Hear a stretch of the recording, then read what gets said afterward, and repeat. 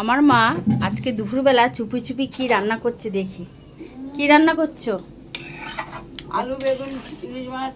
ইলিশ মাছ কই? ইলিশ মাছ এই যে কই দেখি।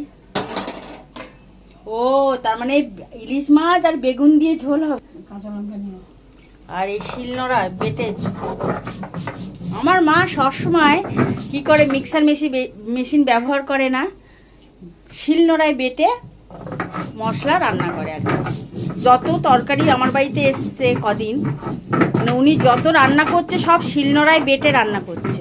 তো ইলিশ মাছটা আজকে বেগুন দিয়ে হবে, তার জন্য মশলা দিচ্ছে, মানে জিরে বাটবে, সেটাও দেখো শিলনোড়া বাটায় টেস্টই আলাদা।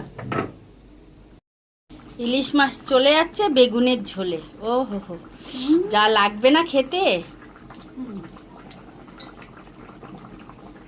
এখানে 5খানা ছোট ছোট ইলিশ, বড় ইলিশ না, ছোট ইলিশ পেয়েছিলাম বাজারে। বাহ, ঝোলে দেখো কালারটা দেখো বন্ধুরা, কত সুন্দর, জমে যাবে। রান্না পুরো কমপ্লিট। চলো দেখিয়ে দিই কী কী রান্না হয়েছে আজকে। তো ইলিশ মাছ করেছি বেগুন আলু দিয়ে, ইলিশ মাছ করেছি।